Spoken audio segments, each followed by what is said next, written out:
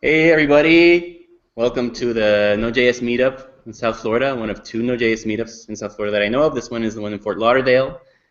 And welcome. We have a special guest speaker today, Bryce Baril. He's going to speak to us about Node.js buffers and image glitching and performance where that is concerned.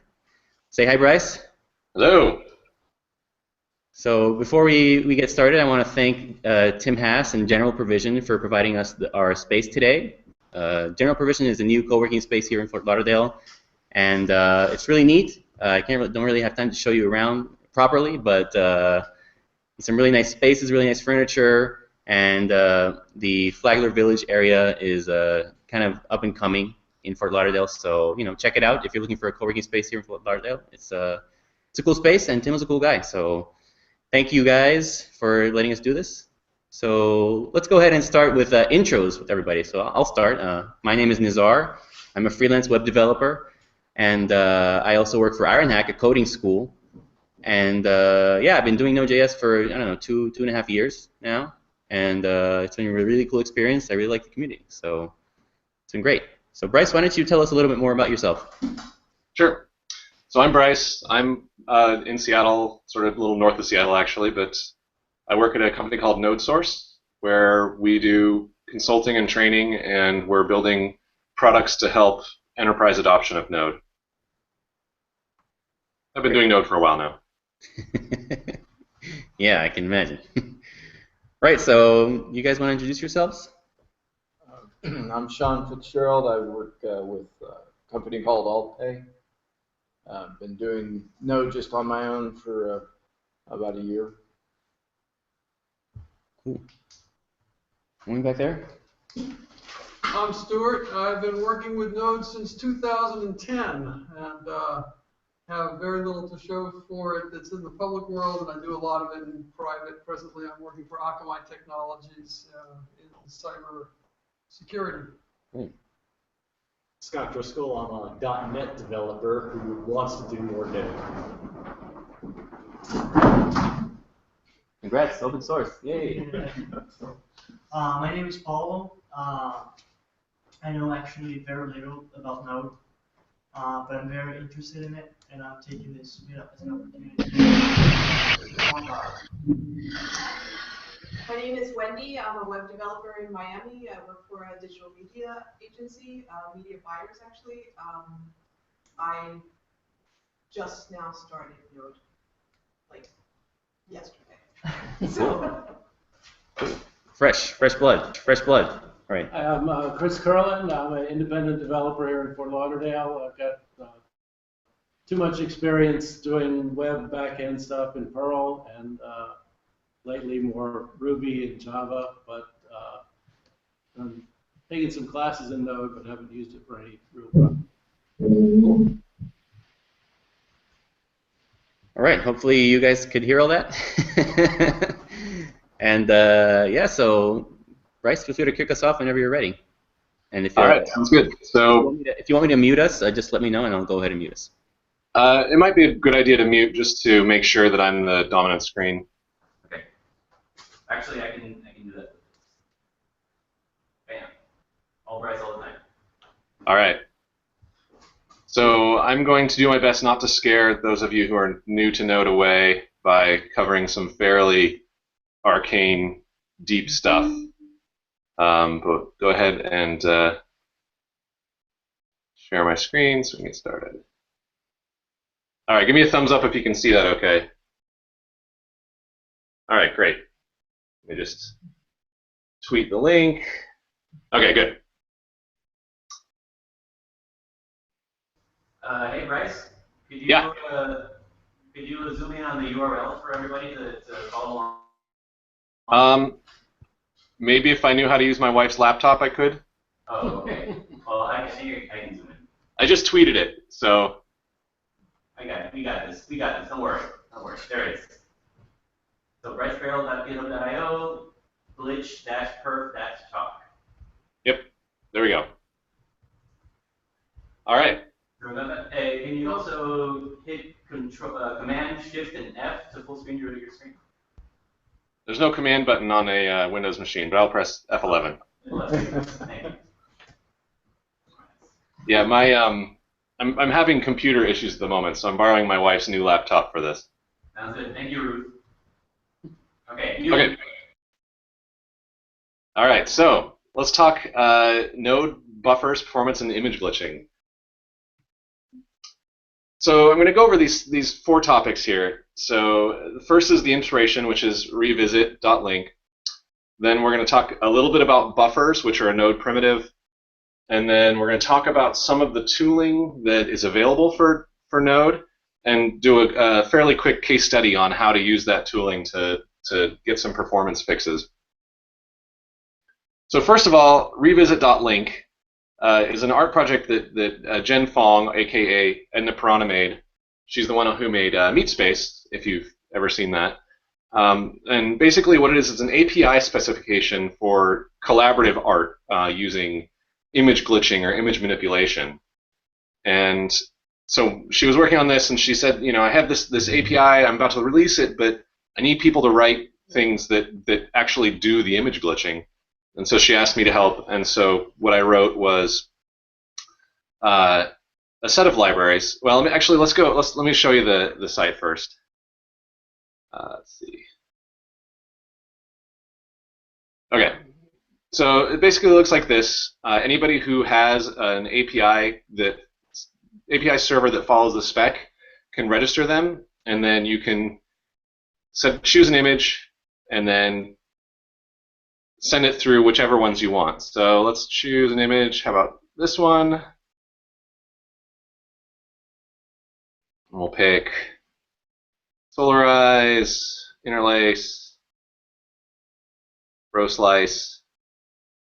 And so what this is going to do, this is going to go and send this image through each of these 3 API servers one at a time, and there's what we get.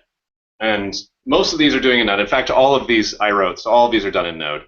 But you can actually, you can rerun it and get a new version of the same image. But essentially what these are just Node getting an image, converting that to whatever it wants, and then writing a new image back. So we go back here.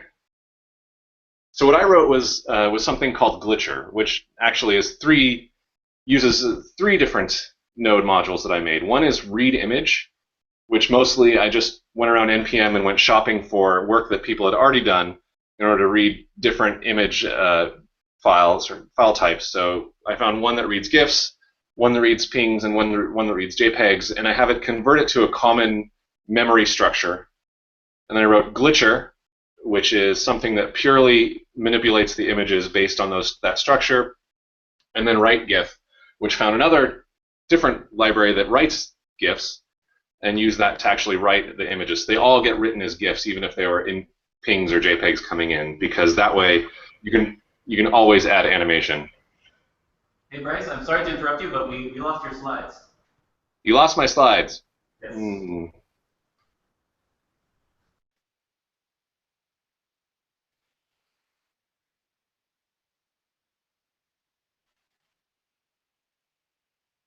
All right.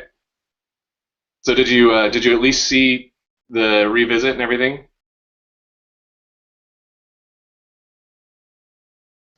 Yeah, we saw the handsome picture transformed. Okay, excellent. Okay. All right. So anyway, I wrote these 3 libraries that will actually do the manipulation. Most of the interesting work is done in Glitcher. Once I did read image and write GIF, they essentially have been static since then. So for the image format, I based it off of HTML5 canvas image data, which I hadn't actually used before this, but it worked great. Essentially, it's just 3 attributes in that spec: width, height, and then data, which is the binary data. But because I have to do animation frames for animated GIFs, I turned that into an array of data elements, and they can also have a delay, so you can schedule the animation. And if you're not familiar with the binary format, it's really like a bitmap, where each spot in this this buffer is a byte that is a pixel value, or a channel value for a pixel. So In Node, we use buffers, but in the browser, for HTML5 Canvas, it's this uint8 clamped array. But effectively, they work the same. So here's an 8-byte buffer, which is a 2-pixel image. So you have these 4 channels, red, green, blue, alpha, and then they just repeat for every other pixel from the top left of the image all the way to the bottom right of the image. So you need the image width to be able to actually make a rectangular image out of these things. But you can imagine that it's fairly easy just to go through and muck around with these to change the way the image looks. So here's an example. This one I actually wrote for this talk, but it's implemented in the library now. And it's called 50s TV, so it takes this binary chunk of frame data, and then you give it a frequency, or you can, so say like 5. And then for each pixel, so you can see the iterator is plus equals 4 because there's 4 channels of data for each pixel. It goes through and it finds the maximum saturated pixel. So if it was, say, a red pixel at 255.00, it would choose 255 as the maximum saturation. And then it will, to do a little glitch effect, it will modulo the snow frequency you've given. So if we give it 5, then it would make the pixel white by 255. And then it sets all 3 color channels to the max saturation value, so it becomes grayscale image. So I went ahead and ran this on a picture of my dog. That's Hemingway, my dog. And you can see that we have this grayscale with a little bit of snow. That's why I called it sort of 50s TV. It sort of looks like it's an old broadcast television. But, so you can see like just a little bit of data can make a pretty interesting effect with the image. So we're going to talk a little bit about node buffers. It's one of the less common data types to directly muck with in Node, but it turns out it's very commonly used in Node. Essentially everything you get from the file system or from the HTTP server or anything like that, those are actually buffers internally. And more or less, they're just contiguous bytes of raw memory from the RSS space in your operating system. So they're all contiguous bytes. They're all valued from 0 to 255. They're stored outside the V8 heap, which is really useful when you don't want to be limited by the V8 heap limit of 1.5 gigabytes. So you can use up all your memory and buffers if you want to. And for performance reasons and just for memory optimization, a lot of the operations are shallow copies, so they don't have to allocate a new piece and then rewrite everything again. So generally, they're very heavily optimized for speed, which is great. And for the most part, at least in most of the image glitching I'm doing, I'm just treating them essentially as if they were arrays. You can just use the length, property just like an array, or you can do direct access with indexes just like arrays. And what's nice is they're really fast to allocate, but it's really important to realize that they aren't cleared out when you allocate them. So if you say, give me a buffer that's 8 megabytes, it's just going to get 8 megabytes of memory. And if your application has been running for a while, it's going to reuse memory that your application's already been using. So it almost certainly has some data that still exists in there that has not been cleared out. So be very careful when you're using them and not, fully clearing them on your own. So this is a very, very quick overview of the buffer API. So you can structure. You can either give it an array of bytes or just a size to allocate, or you can give it a string and it'll allocate a string that is a representation of, or a buffer that's a representation of that string. As I said a minute ago, you can use length or just direct index to get and set. But then there's also a bunch of other interesting things you can do, like concat, where you can give it a list of buffers and it'll give you a new buffer, which is the concatenated contents of those buffers. You can take slices out, which is a shallow copy, or you can do copy actually writes from one buffer to another, or fill is what you would want to do if you wanted to zero fill your buffer when you allocate it to make sure that it doesn't have any corrupt data in it. And there's a whole bunch of like read uint32be, etc., which are for reading integers and writing integers of various bit widths and endianness for dealing with real binary data. We're not actually using any of those, but it's a very common thing to use if you're actually trying to implement something that uses a true binary protocol. So buffers are fast and Node is fast, which is great. That means it's pretty safe to assume that any issues or performance related are because of me, like mistakes that I made, either bad code or bad algorithms. But one thing I see when I see a lot of performance talks is people basically go and say, here's how V8 really likes it if your objects all have the same underlying type and you declare all of your properties in the same order every time. And these things are absolutely true, but you can spend a whole lot of time optimizing everything or optimizing what you think is slow when it's really this other thing that you didn't know about that's actually the real reason your application is slow. So it's really important to measure so you can make informed decisions before you spend a lot of time doing any performance troubleshooting or performance analysis. So I'm going to talk about 3 different types of performance data for Node. So flame graphs, timeline charts, and optimizing compiler output. So first, let's just go over those really quick. Oh, actually, first, sorry. The thing about performance tooling in Node is it's actually fairly immature compared to other platforms like the JVM or things like that. It's really hard to get this data out. And one of the reasons is the V8 bindings in especially Node 0.10 are really old, which is unfortunate because what happens is most of the analysis mechanisms use V8 to basically pretend it's a browser V8 and collect data that then you load into, say, Chrome DevTools. And the older V8 is, and the more progress that's happened since that version of V8 has been snapshotted, the more drift there are between the tools you're trying to use to analyze Node and where Node's at, because the tools keep changing and Node doesn't. And the other thing is not all of these tools are very cross-platform. I'm going to talk about one that's basically available in one way on SmartOS and another way on Linux, and essentially not at all anywhere else. Hey Bryce, could you do a quick explanation of what V8 is for the newbies?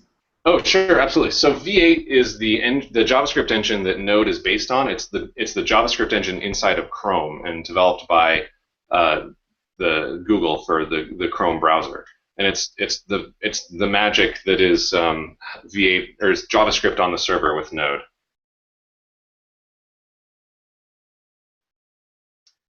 So this is a flame graph, and we're gonna dig more into these a little bit later. But so just so you can see, so the y-axis here is stack depth. So down, I don't know if you can see my mouse, but down at the bottom, there's the things that started first, and then as the application runs and you go from one function, calls another function, you get the stack depth, and the width is the percent of the total time spent in that function. And it's heavily aggregated like that. And so the things you're looking for in here are plateaus, sort of like this is sort of a plateau, or this is a plateau, or really fat pyramids. There's not really a good example of a fat pyramid here. Maybe sort of this one you can conceive as a fat pyramid, but those are, or maybe this one. Those are places that are ripe for optimization. But the other useful thing is you can look down here in this lower in the stack and say, okay, 80-some% of the time was spent in this portion of the code base, and so you can sort of start narrowing down where you're spending all of your time. And that link there is some instructions how to do that. We'll get into that a little bit later. So flame graphs are useful when you want to collect data for a long or a longer period of time at least, because you basically are just saying, give me sample data constantly until I tell you to stop, or while the application is running.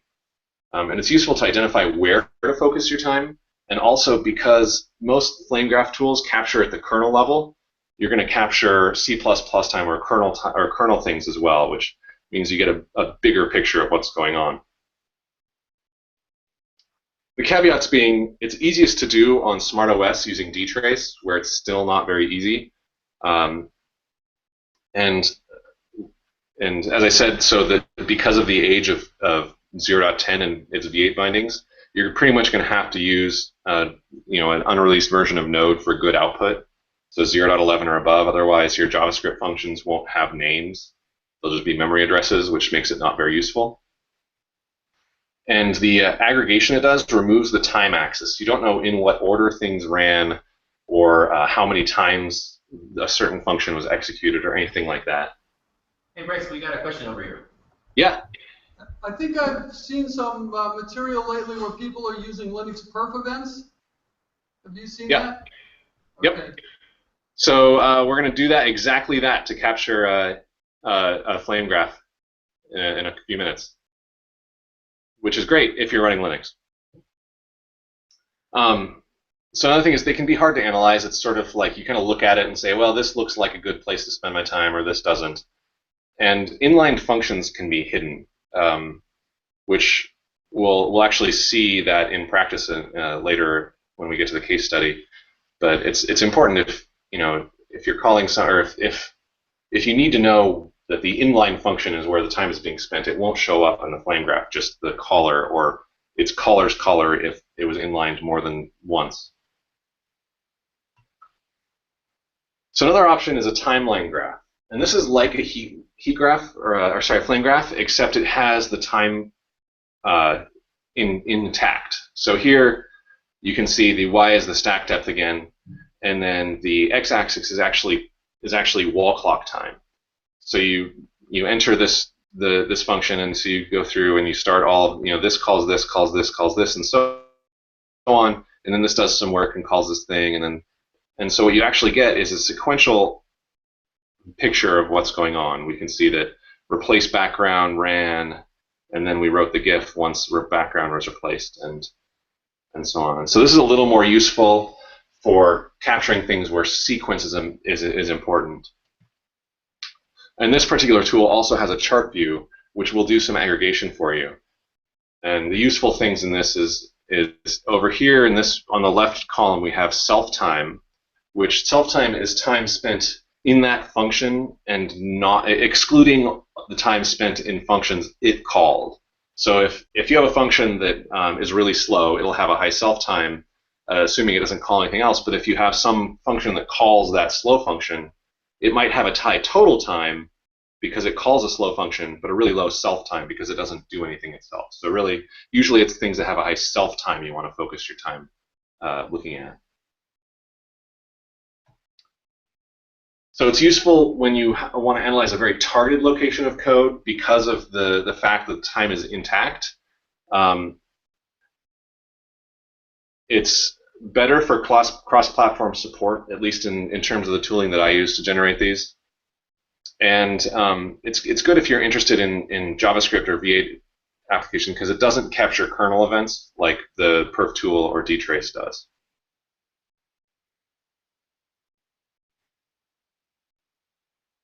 So caveats for timeline graphs are, because time is an axis, if you're capturing data for too long, it's really hard to analyze. And also if you're doing a whole lot of interleaved work, let's say you're trying to capture data on a web server and you have all of these requests firing simultaneously, it's all going to look very mixed together because there's no aggregation in the graph form at least. Again, it requires a bleeding edge version of Node for good output. And inline functions can be hidden again, although that seems, in my experience, seems to depend on the version of Node and the version of tooling you're using to capture and to inspect it. So the last tool we're going to use today is IR-Hydra 2, which is a tool released by one of the V8 developers. And what it does is it actually captures what the compilers inside of V8 are doing with your JavaScript. And it's, you load it up in this website and it shows you like the assembly code that was generated and actually runs your code, but then it also tells you wherever the compilers had to de-optimize.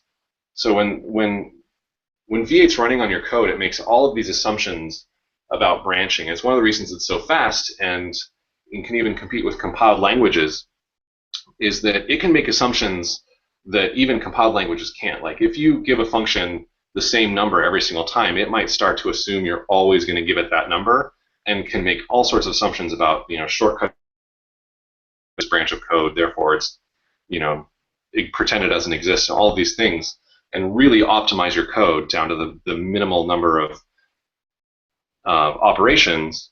But what happens is if you break those assumptions, it de-optimizes. And de-optimization is bad because if you de-optimize too many times, it's essentially going to flag your function as not optimizable forever. And so it's one of these downsides of running in a browser tool inside of a server environment is if you run something for a very long time, you could end up with a large number of your functions de-optimized, especially if you're not careful. But generally, you want to avoid de-optimization because it really does mean that it's going to assume the worst case every time, and you're never going to get any of those efficiency gains. So it's useful if you want to look at de-optimization of functions. There's a few other ways. This, as in my experience, is the best way to do it. And assuming you can understand assembly code, you can see exactly what your code is doing inside of V8. And so it's great for fine-tuning, where you can try writing your function one way and seeing what it does, and then trying to manually reduce manually optimize by actually looking at what it's really doing. And it'll show you where functions are inline, which is kind of neat, and you can see how it's actually operating your code. But the problem is it's really hard to understand. Like, I don't know assembly, and when I look at this, I sort of, I have to use some of the cues that the developers put into the tool. But like when I see Trevor Norris using this code, he's reading the assembly code and he says, "Oh, that's why," and I'm sort of lost. But the data is all there if you can figure it out. Another thing is it's not tied to performance or timing data like the other two. So just having the optimization paths doesn't paint a full picture. You need something like the other tools to capture and tell you where to actually look.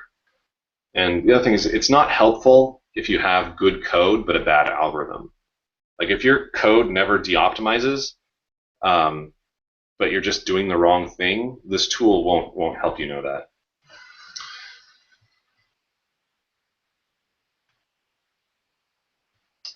So let's do a case study. So for my glitching, all the glitches I wrote, one that is the slowest is called replace background. And so what it does is if you give it an animated GIF, it'll look at all of the frames and determine a background frame. So like if you wanted to pretend it was a green screen but without an actual green screen behind them.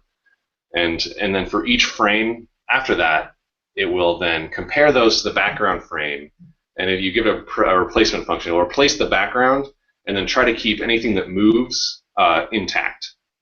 So it's basically exactly what I described. So it's like if I was here and even though there's not a green screen behind me, if I was moving around, it would show me still in the picture. So here's the code for replace background. You can see it's not very long. So what it does, you get it the set of frames, the replacement function, and then a tolerance for that motion detection. So the first thing it does is it calculates what the background frame is by finding a median frame across all of the frames. Then it goes through the frames one by one, makes a copy of the original, and does a replacement of the original, and then it goes through and does this motion detection, which, as you can see, when I'm modifying these buffers, we're just directly accessing things. Okay, so that's replace background. So here's a GIF. So we want to replace the background in this GIF, and I actually chose this GIF specifically for a reason which I'm going to get to in a second. But it's partially because it's actually a fairly large GIF. So step one with any perf analysis is make a test and time it. So I already had something that would run this. it ran BG and FG. That's for background and foreground. That's why it's called BGFG. But I just commented the foreground out. And so when I run it on this image on the server I was using, it takes about 3.5 seconds total, or about 3.46 seconds in Node, which is a long time because the way I wrote this is it's a blocking operation. I'm not using there was no good streaming libraries for me to leverage in this case, and so all of these are entirely blocking operations, which in Node, for some context there, if you're blocking the event loop by just like every time you're in JavaScript, you're in code that you wrote, nothing else can happen on your server. And so it's waiting for, if you have an incoming web request, it's waiting for that function that's currently operating to finish before it can start the next web request. And so if I'm blocking for 3 seconds, that means that other requests are sitting there waiting for at least 3 seconds while this work is being done, which is no good for a web server. So this is what background does on this particular image. And what I did is I gave it, the replacement function I gave is called this rainbow function, which sort of assigns swaths of color to different shades from the rainbow, and you get this sort of almost Predator-like vision from the movie Predator. Hey Bryce, we've got another question here. Yeah. I was just curious if you did anything first to look at garbage collection cycles, because that chunk of code that you have there is going to allocate a massive amount of intermediate heap objects.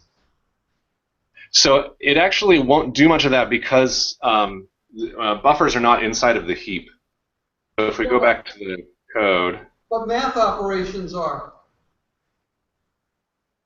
What do you mean, like the absolute value that you use? No, when you take two values and subtract them, it actually allocates the result in as a heap object, I believe, before it clears that out and puts it into the variable that you have, if it's de-optimized. Yeah. Well, we'll actually see the code for this in a second, or the assembly code, and if I mean, we could if we understood the assembly code, we could see for sure. But okay. The answer is I did look at GC, and for this particular function, GC isn't really an issue. So that's good, at least. Garbage collection. Yeah. Yeah, GC is garbage collection. Thank you. So anyway, so this is the image we get from this one.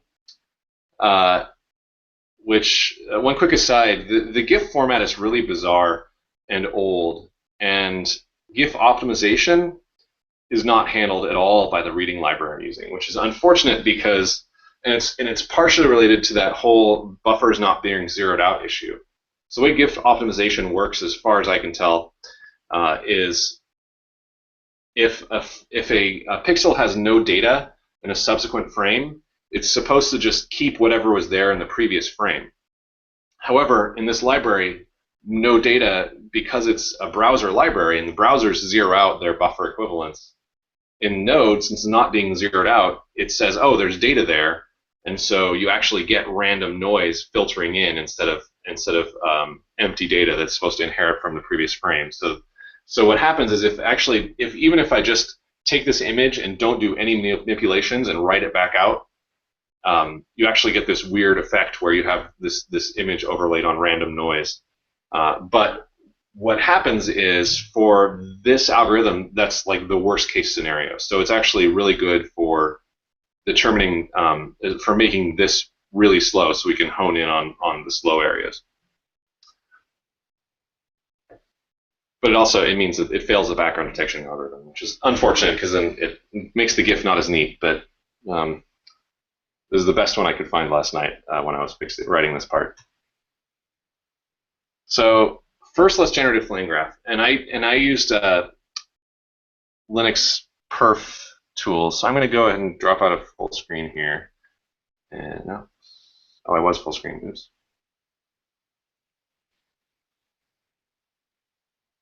Screen share back on. Okay. So here's the flame graph for that, and so the link that I used, there's a link earlier and a link at the very end which is the instructions for getting this to work on Linux, which is what I did. And I basically just followed those with some slight tweaks, just where things were typoed in the script. But essentially, what you do is you run perf with a bunch of flags, capture some data, and then send it to this algorithm that somebody wrote for converting that data into the flame graph. So here is the flame graph. If we look at this, we can sort of see two big plateaus. So the first one is this INX search, where it says about 21% of the time was spent here. And the next one is average, where it says 49% of the time was spent. But the self time you can see is it's not quite 49% because it was calling some of these other things like buffer and smalloc and some some stuff inside of the C++, buffer copy, slices, and so on, native sort. And so, but we can immediately say, okay, replace background 57%, median frame 50%, average 49%. So this is the root of the algorithm we're running, and that's really where it's slow. But we also see we do have this issue with writing the GIFs is because here's write GIF.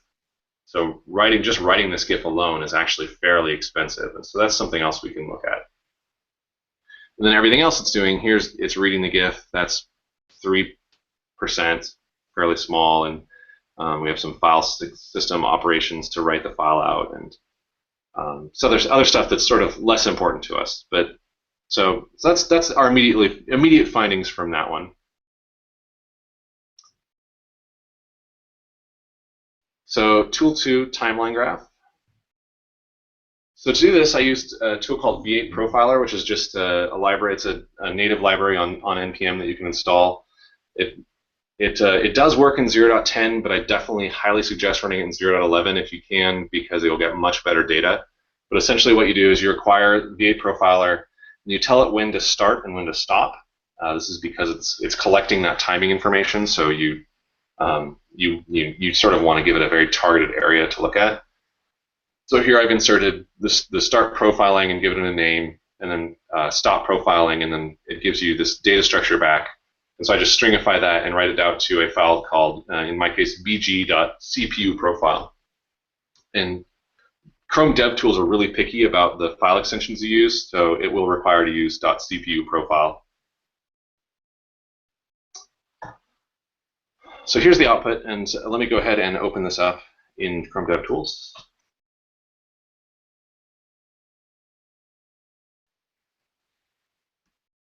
So you go to Profiles, Load, and then we remember that we did not clone this, so we have to, oh, bummer, okay. I thought I was all set up, but I was wrong.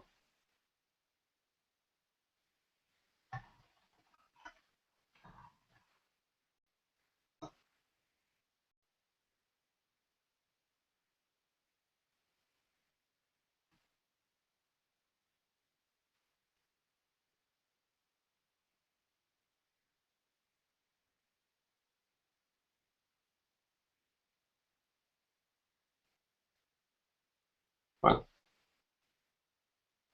Sorry for the delay here.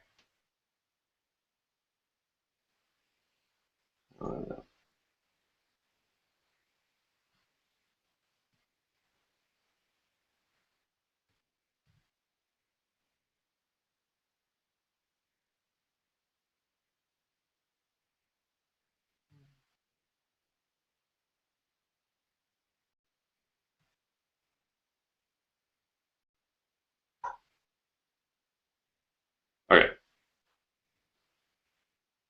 Go back here. Now we should be able to load this.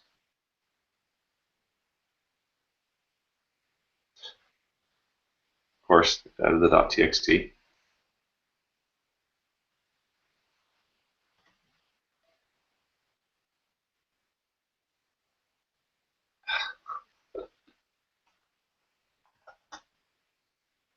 Okay, so now we can see on the left here it's loaded. We can click on that, and here's our data. So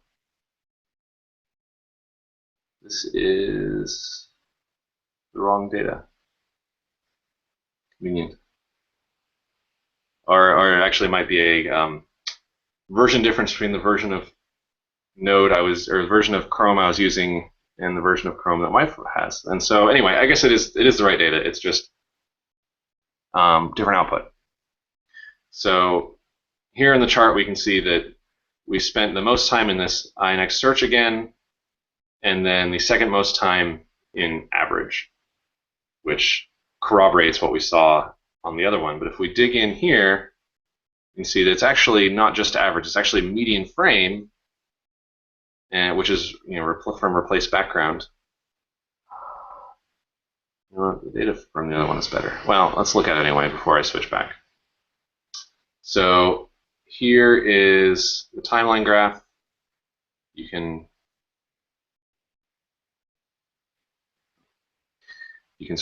zoom in on various pieces, and it'll tell you some data. So it's really kind of neat. It's a very useful, very neat little interaction system for this.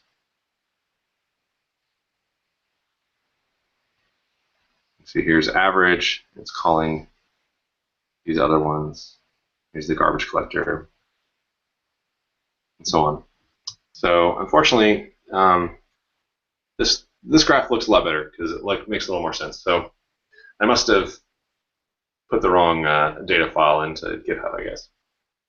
So here we can see INX search, again, the slowest, taking up a little over a quarter of the full time of the profiling time. And then sort pixels is the highest, which is interesting because everything else said average, right? Well, average is actually being called by sort pixels. So we are starting to get at this picture of where things are actually happening, at least in terms of self-time. So here's the graph for that. I usually use the table output just because it's has that extra bit of aggregation. But here we can see, that we could zoom in and see where the garbage collector was running. So in terms of the analysis, two things stand out. We saw them both. So this INX search and median frame. Maybe in the future, I'll look at INX search and how to optimize it. But for now, let's focus on median frame because that's actually a function that I wrote. And the timeline chart that we looked at showed that median frame is actually calling average, which is calling sort pixels, which is really where it was spending all of the time. So let's look at these. So here's median frame, which, look at that, it just calls average. And then average over here goes and it calls that algorithm that you gave it, which is median pixel. And so median pixel, well, it sorts all of these pixels and then gives you the one in the middle, which is effectively a median, right? So sort pixels, it basically does what it sounds like. So you give it this set of pixels, and it will slice those into an array, and then run a sort on them, and then return a new buffer, which is the sorted version of the pixels you put in. So, I mean, makes sense, right? Sorts are kind of slow, and so that might, it's a good indication of our perf tooling being correct, that we are perhaps spending too much time sorting pixels. So if we do some math, so the image is 480 by 222 and 30 frames, which means a little over 100,000 times we're going to call sort pixels, because what it does is it takes each pixel, and if you stacked all of those frames on top of each other, for each coordinate, it takes all 30 pixels one from each frame and then sorts them to determine the sort of the median frame. And then it assembles all of those and sorted pixels into a single frame, and that's how we get the background. But really what that means is we're doing over 100,000 sorts of 30 pixels, which is a lot of sorts. So let's look at this in IR Hydra, which download some files again.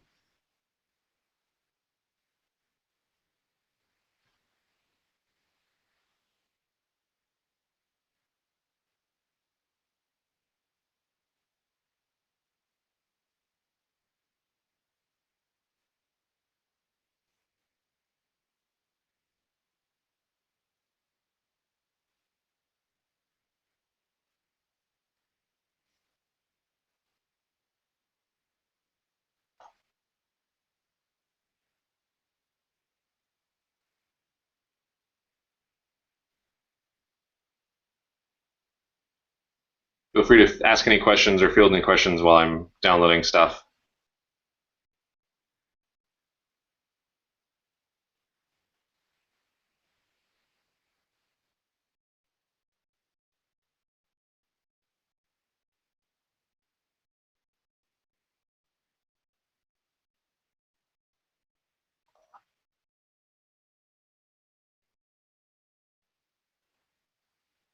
Okay.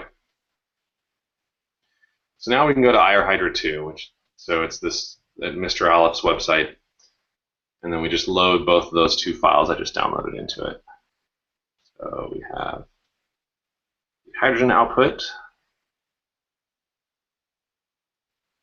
and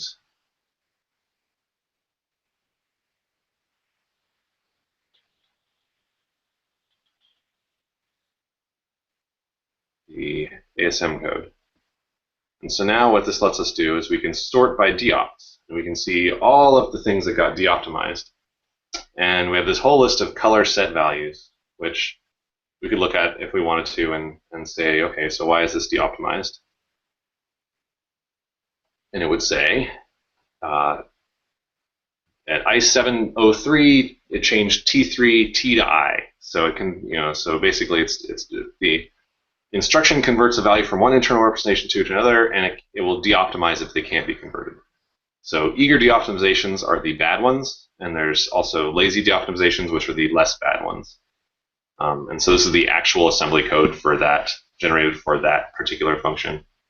And if we go to one of the other ones, so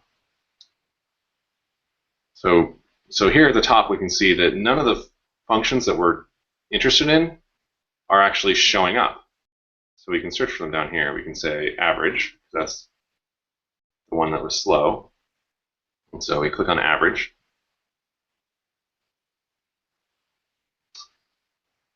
And so here's the code for average, which I wish I could read this, but I can't. I can sort of guess at it, but luckily you can say, just show me the source code. So what this is neat. So here we have the code for average, basically what we saw earlier. So it takes the frames and the algorithm and then just runs through, but then here it says view inlined function. So it actually inlined the algorithm for us, which remember was median pixels. So here we have the median pixel data, which again was not deoptimized, so it was happy with this. And so it inlined sort pixels. And so our function was all inlined, which is great. It didn't get deoptimized, which is great. But that means that, sort of that case I was talking about earlier where we wrote optimal code of the wrong algorithm. So we can either try to figure out how to make this more efficient itself or choose some other way of doing this. So, we could keep going through and saying, oh, look, this was inlined and this was inlined, but all of these things were optimized and it was happy with them. So back to here. Could you give a quick explanation of what function inlining is in V8? Sure. So function inlining is when it takes your code and it's parsing it, if your function is short enough, it will actually, instead of having it be a separate function, it essentially just takes your function and takes the body of your function and writes it right into the original, the calling function, as if that's where you wrote it in the first place. So it saves the overhead of having a separate function call and all those other overheads. So it's definitely it's a nice optimization, and it means that you can write a lot more factored out and small functional code, but it'll assemble it to you in a more optimal format. So as we've said when we were looking at it, unfortunately, it's not much help for this issue because all of our functions were inlined and never got de-optimized. So any ideas? Does anybody have, you can go ahead and open up the microphone for this one. Does anybody have any ideas for how we can fix this? So actually, I had a question earlier that I was when I was kind of thinking about this. So when it was doing, when you're saying that it's doing 100,000 sort, like calling sort 100,000 times, it's not that it's doing that redundantly, right? It's that it has to do that amount of sorts. Is that right? That's correct. Because there's that many pixels, and it's sorting the data from all 30 frames to determine a single frame that's an average for every single pixel coordinate. Right. Okay.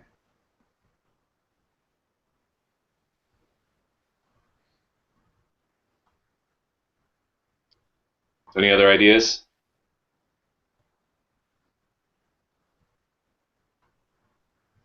That's fine. Okay.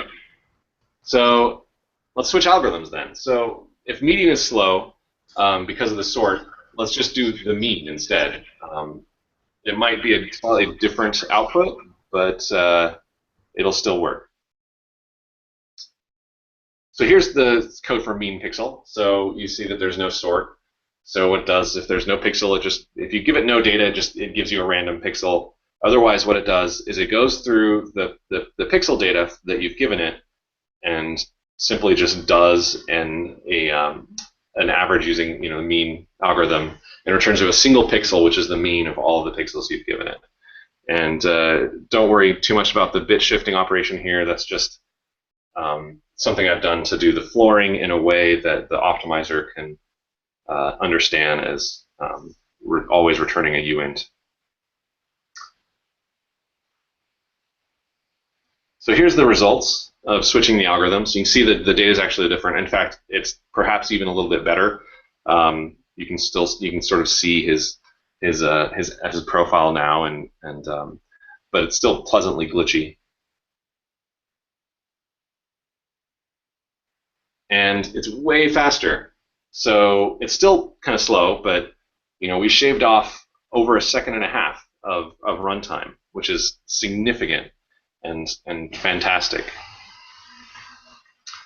So if we look at if we run the timeline tool again, via profiling or on it again, and look at the data, what we see is mean frame has dropped, instead of median frame, way down. Instead of taking up, it was 25, full quarter of the time earlier, it's now down to 7%, so only 300 milliseconds, which is, again, still slow, but much, much faster than it was before. Significant improvement. And now, copy has shown up as a new place that we could target, and still INX search is the slowest candidate. So we're in a much better place than we were before, which is great. The output is different, but it's acceptable. And here's some, we've learned some things that we could do to sort of get even better than we are now, because honestly, 1.8 seconds is still too slow for a web server. But I'm happy with it for now. So I actually switched this algorithm last night to using this one based on my findings here. So here's a link of resources that we used. So the revisit link, which is just if you want to do some image glitching, HTML5 image data API. If you want to read more about buffers, I know I sort of very lightly covered them, but they're once you sort of dip into them, they're a lot easier. They might seem scary at first, but they're pretty easy. And then here's a link on the instructions I used to do flame graphs on Linux. It's pretty simple, so I'll show you that really quick. So there's two files. One is this prep script, which gets you almost all the way to working. I had to do a couple of different things to fix this last night when I was generating those flame graphs. One is it should probably source this file, not just execute this file in order to set the distrib code name correctly. And also it was missing one thing from apt-get, but it was pretty easy to figure out. And then so once that's installed, you just use perf with record, and you say basic prof and record the cycles. Then you run. This is your script. So for me, it was that bgfg, and it dumps some data. Then you use this hacky sort of grep sed awk thing to do some cleanup on the data, and then this tool will generate your flame graph. This is essentially in place of using dtrace for this and then dscript to analyze the output and those sorts of things. And that will give you that SVG that we looked at. V8 profiler, that's the one I used for the timeline graphs, where you load the data into the CPU profile into the Chrome DevTools, then IR Hydras for the optimizing profiler. So there we go. That was a very fast case study on performance optimization using Node and some of the tooling that you can use. Hopefully I didn't scare those too new to Node, but yeah, it's pretty neat. And one last little Easter egg here. So if you go to chat.nothingisSacred.org, then you can try out some of these glitches. And so it's keyword triggered. So type in words like this, like predator or green or red or white or solarize, and there's a list there. And so if we go here, we can say like,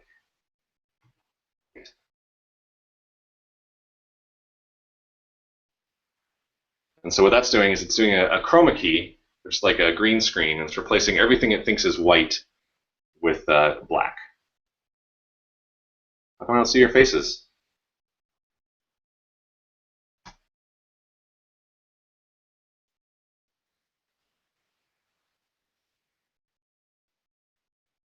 All right.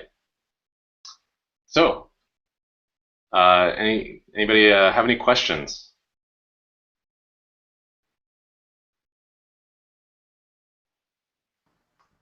I have another question about techniques. Have you used the V8 flags with Node to trace opt and de-optimizations, and then you can use allow native syntax to look at the optimization status on a function?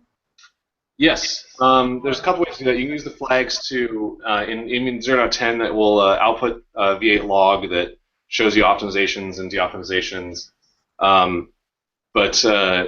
Yeah, but I that's find that Hydra works. It's just so much easier using those tools. You can execute in your Node code %get optimization status on a function and find out whether it's been optimized or de-optimized. Right. If you're in Node 0.11, you have that available to you. It doesn't exist in 0.10 though. It's also not the most convenient output because it spews out a whole bunch of stuff and it will say like, lazy de-optimization or whatever. So IR Hydra sort of is at least for me, I find it much easier to use than that.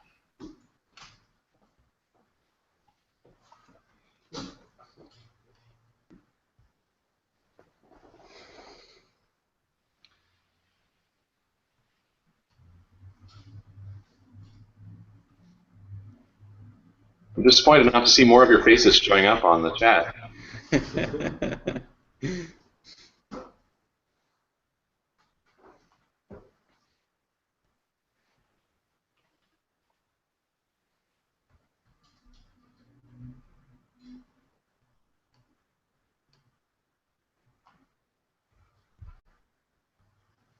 So you have to type something, then when you hit enter, it's going to count down for you.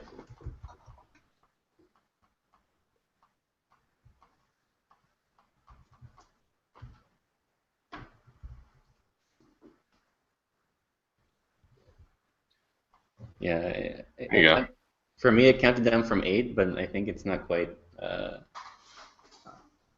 It's not quite that amount of time.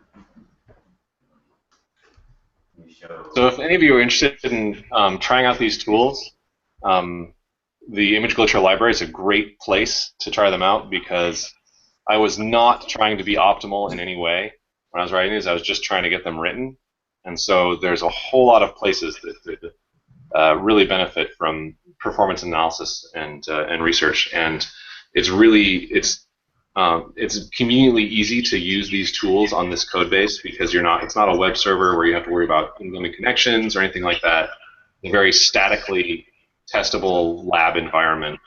It's really a useful way to play with these tools. Plus, then you can fix my stuff.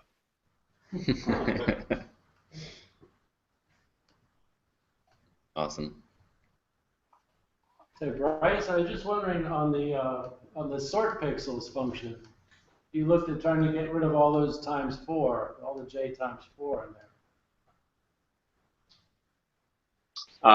No, I didn't. I mean, this is literally the only thing I did was switch from mean to median. I don't think that times 4, so let me go back to that. Probably Optimizer is probably recognizing that and doing it once, but you could take that out and do it in your,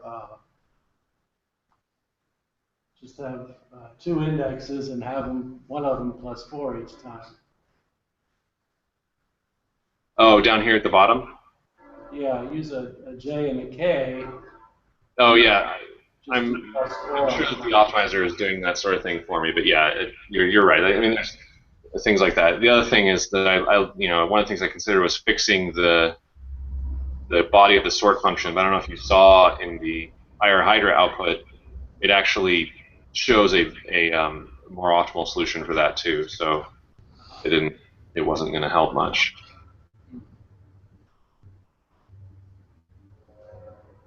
Oh, the sort wasn't it was a median sort.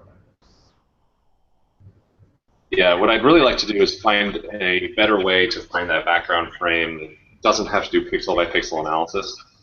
Maybe it uses blocks or something else. I haven't thought of a better solution yet.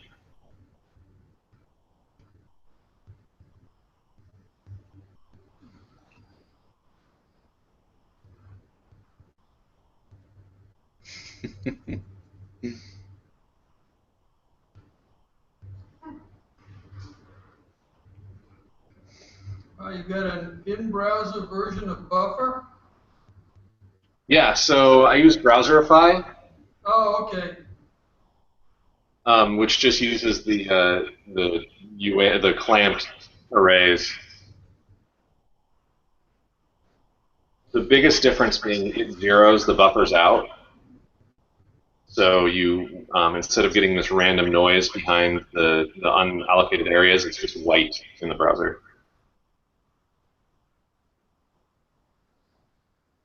What's neat though is every once in a while we can trigger something in here that shows that unallocated or that unzeroed buffer information. So, but this isn't running in the browser, by the way. This is running on a web server.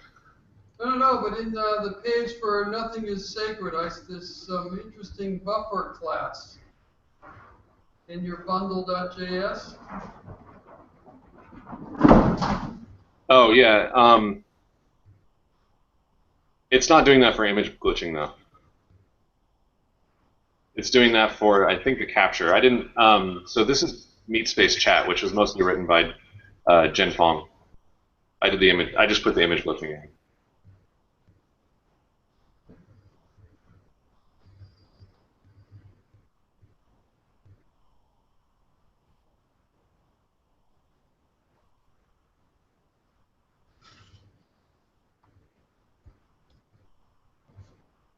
Oh, that's a sweet one. So what's happening there is it's replacing everything that it thinks is white, which is apparently my face with this light right on me, and then it's using unallocated memory to pick it. And so what's happening is it's getting image data from previous images. Because what happens is once you have the server running long enough, all of the memory it's using is just recycled other images because instead of giving it back to the operating system, it is just keeping hold of it. And so whenever you allocate a new buffer, it's most likely going to be just one of the old images. So you can really get this a lot if you use there's some of these that will trigger this. Oh, here, if I do, get out of the way.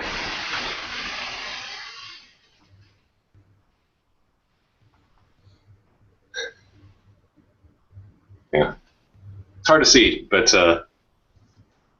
the effect gets better the longer the server is running.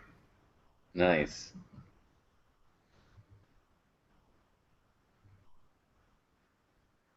Any other questions?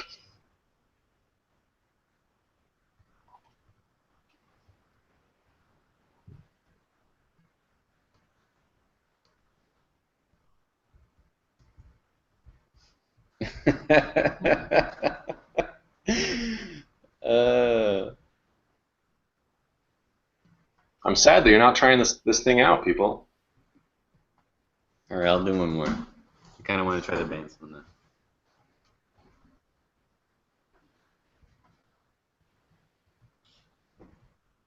I have to get like a different camera, so I can have my computer with me.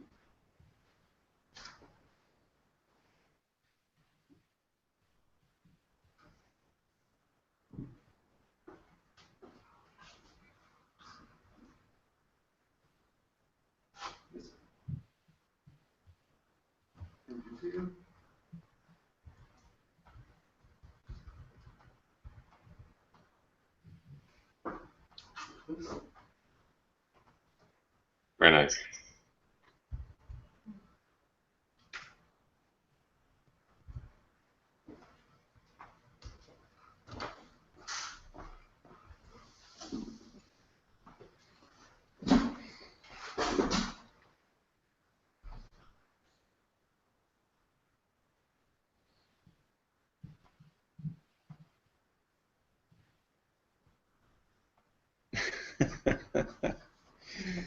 When you start to combine them, that's when it really gets really crazy, but in a really awesome way.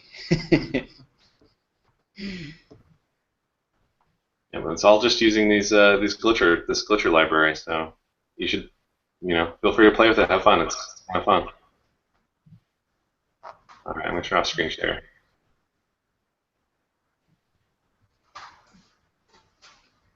Great. So Bryce, is there anything you want to plug as compensation for doing this? Well, the only thing I was going to plug was Nothing is Sacred, which is a part of JS Fest Oakland, which is coming up in December, but then it's sold out. So I will plug that. If you can somehow get tickets to it, come see people talk about really crazy stuff.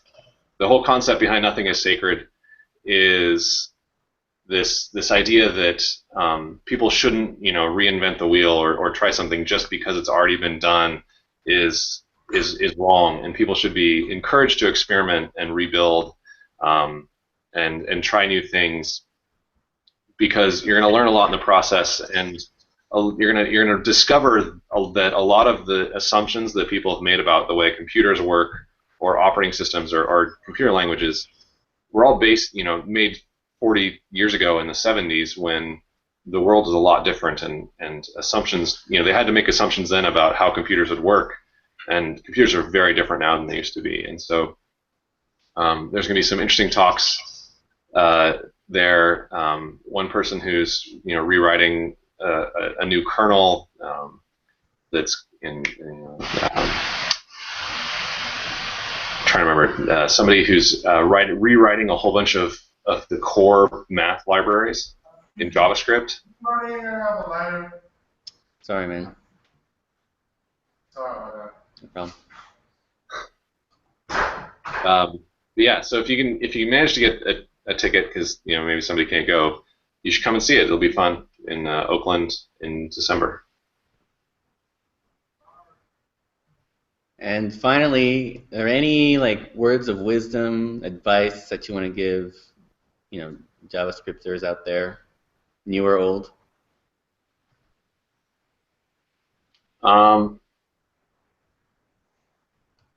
Yes. For especially as it relates to performance tooling, something that I forgot to mention earlier, always name your functions. Always.